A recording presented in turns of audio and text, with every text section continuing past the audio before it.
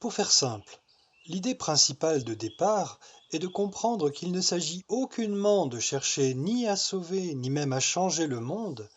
mais seulement de faire en sorte, à sa mesure et selon son propre état de conscience, de participer à son réveil en douceur, ainsi qu'à sa réhumanisation. On pourrait même dire à sa réanimation, puisque seul un état d'âme révélé, puisque seul un état d'être d'unité retrouvé, peut véritablement reprendre la gouverne de sa destinée. Sans cela, on ne peut que prétendre gérer les affaires du monde à la petite semaine, sans boussole autre que celle de la peur et du caprice. Raison précise pour laquelle d'ailleurs les tireurs de ficelles lucifériens, les premiers complètement déboussolés, nous dirigent tous droit dans le mur. À partir du moment donc où l'on comprend que le but du jeu consiste essentiellement à participer à l'élévation progressive de la conscience du monde, là où tout semble vouloir le réduire à une condition de survie primaire, individualiste, aveugle, inévitablement disharmonieuse et par conséquent infernale, l'urgence n'est pas de se demander comment en finir avec tout ce qui représente un ancien monde immature, devenu insupportablement dysfonctionnel, obtus et aliénant. Elle ne consiste pas non plus, même si malheureusement partout s'exprime encore la fâcheuse tendance à une soif de justice somme toute assez primaire, faute de conscience suffisante, l'urgence ne consiste pas non plus donc à devoir confondre ou à devoir mater cet ancien monde, dans l'espoir qu'il s'assagisse et se pacifie enfin. Non, l'urgence est seulement de concentrer toute son attention sur la proposition existentielle enfin pertinente qui peut être apportée à ce monde, non par opposition, mais tout simplement par évidence. Une proposition qui s'impose naturellement, sans être imposée par personne, pour qu'elle puisse être accueillie par tous. Car c'est la maturité d'une proposition réellement viable et pleinement aimable que le monde attend désespérément, plus ou moins consciemment, afin qu'il puisse enfin pleinement se réconcilier avec lui-même, ce qui pourra alors lui permettre de se responsabiliser et de mobiliser toute son énergie créatrice dans un élan commun devenu planétaire. Et ce, afin de pouvoir enfin parvenir à se transcender tout entier. La transcendance, c'est le seuil vers lequel nous nous dirigeons, le seuil que nous nous préparons à franchir, en dépit des sombres courants contraires. Comprenant ainsi ce qui est prévu et qui nous attend véritablement, ne soyons donc plus ni dans l'expectative ni dans l'espérance d'une nouvelle forme, une forme de plus, à travers laquelle l'immaturité s'exprimerait encore et encore, l'incompréhension, la souffrance et la désespérance avec. Ne soyons plus non plus dans l'attente d'un énième changement de forme que d'énièmes prétendus experts sauveurs de cet ancien monde assureraient pouvoir piloter, cette fois c'est promis, avec succès. Ne soyons tout simplement plus dupes d'un espoir de salut par la forme seule, et redéfinissons pour de bon notre véritable besoin essentiel, sans plus tourner davantage autour du pot, sans plus nous contenter seulement de miettes de réponses ou de solutions temporairement apaisantes, mais jamais réellement nourrissantes. La question est simple.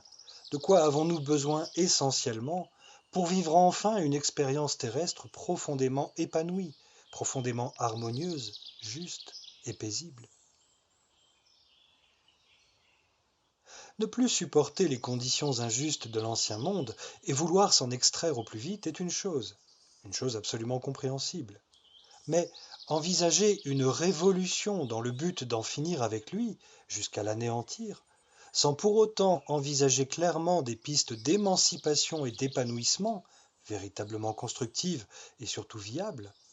c'est comme se donner seulement les moyens de passer d'une prison à une autre, en espérant seulement que la suivante sera un peu plus convenable, un peu plus confortable, et qu'on pourra s'en satisfaire le plus durablement possible, dans une forme seulement améliorée, par davantage de progrès notamment. Une prison au sein de laquelle le mal-être finira pourtant par nous assaillir à nouveau, une fois que la période d'euphorie des croyances de libération s'essoufflera, et que les limitations de la forme se feront à nouveau ressentir de plus en plus désagréablement, puisque nous finirons toujours par nous retrouver ballottés par les dictatures de la forme seule, et ce, tant que le fond essentiel de l'être-té divine et sacrée ne sera pas prioritairement pris en compte, afin qu'il puisse définitivement donner une orientation claire et stable à l'expérience humaine, quelle qu'en soit la forme explorée. Cherchez donc à ne briser l'ancien monde que pour pouvoir se libérer d'un paradigme indésirable n'est vraiment pas la voie attendue. D'ailleurs, si face aux successives tentatives de révolte finalement tuées dans l'œuf, la répression reste toujours la plus forte, la plus organisée et la plus efficace, ce n'est pas tellement pour que nous démissionnions finalement dans la résignation d'un sentiment d'impuissance totale, mais plutôt pour que nous comprenions enfin qu'en réalité, l'évolution ne doit définitivement pas s'envisager dans la lutte, mais bien plutôt par l'avènement d'une conscience collective enfin mûre et unie, et dont la puissante légitimité devient alors clairement indiscutable.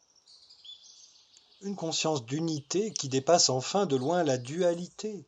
qui ne joue plus à ce jeu-là, mais qui s'impose tout simplement d'elle-même du haut de sa consciente souveraineté absolue. Telle est la seule voie attendue, la seule voie évolutive viable. Et alors, quand il en sera ainsi, quand la majeure partie de l'humanité se sera suffisamment donné les moyens de son affranchissement, par son épanouissement, l'ancien monde factice ne pourra que s'incliner pour de bon, puisqu'il reconnaîtra la légitimité totale et indiscutable de cet état d'être réalisé, devenu général, et qu'il sera de surcroît complètement désarmé et démuni face à la puissance de cette réalité, reprenant naturellement ses droits les plus absolus et les plus essentiels. Une réalité que les tristes protagonistes de cet ancien monde ne pourront alors plus corrompre et modeler ni par la ruse, ni par l'ignorance, ni par la peur. Ceux-là ne pourront seulement que s'incliner face à cette véritable autorité de plein droit, puissamment sage, paisible et harmonieuse. Une divine autorité qu'ils ne pourront alors que reconnaître et respecter. La puissance de cette souveraineté, on peut d'ores et déjà en constater les effets créateurs de façon individuelle, quand le théâtre extérieur se met automatiquement en conformité avec un état d'être intérieur consciemment uni et maîtrisé. Alors, imaginons ce qu'une telle dynamique donnera lorsqu'elle s'exprimera un jour de façon collective. L'ancien monde ne pouvant alors plus crier à l'utopie, finira docilement et finalement joyeusement par prendre la suite de toutes celles et ceux qui lui ouvriront royalement le chemin du nouveau paradigme, c'est-à-dire le chemin du fond retrouvé et pleinement exprimé de l'être humain réalisé, celui par lequel toute forme trouve inévitablement son accomplissement.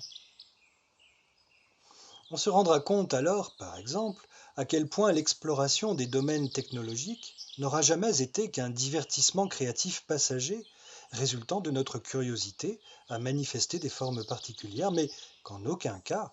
une forme ne pouvait jamais véritablement déterminer notre émancipation ni notre évolution,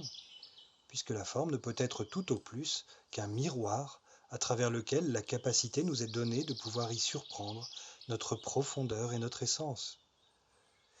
Et ce, surtout après avoir pu observer le brouillard et les noirceurs produits par la perte de conscience de notre esprit un temps voilé.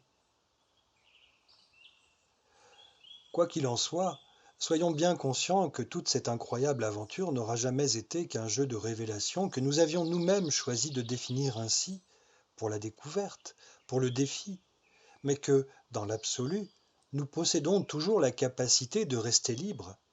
de même que nous possédons toujours la capacité de pouvoir nous sonder et de pouvoir percevoir notre essence divine sans même le truchement du jeu de la manifestation. Et c'est ce dernier point qui avait fini par nous échapper et qui avait pu donner à la forme tant de pouvoir persuasif sur nous, et ce jusqu'à ce qu'elle en soit devenue invariablement détestable à chaque fois. Non pas pour que nous luttions contre elle, non pas pour que nous la corrigions, mais bien pour que nous la redéfinissions puissamment, radicalement, depuis un fond permanent enfin retrouvé, le seul à être totalement légitime. Telle est la résolution attendue. Tel est l'exemple véritablement constructif que nous avons à nouveau à incarner et à délivrer au monde entier, pour que celui-ci puisse alors se délivrer de lui-même, dans la conscience et l'envie de suivre cette voie rendue assurément envisageable, parce que vécue concrètement par de plus en plus d'êtres incarnés. Le monde a besoin d'être conforté dans la capacité qu'il a de pouvoir parvenir à la résolution. Et pour cela, chacun est donc responsable de l'exemple absolument légitime qu'il donne, qu'il délivre dans ce sens. Et puis, soyons certains qu'à un moment incroyablement inattendu, tout se rétablira subitement, bien plus facilement qu'on n'aurait pu l'imaginer,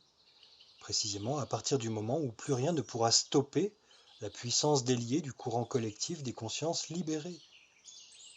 Et très vite alors, et tout naturellement, sans qu'il n'y ait véritablement eu besoin d'aucune lutte,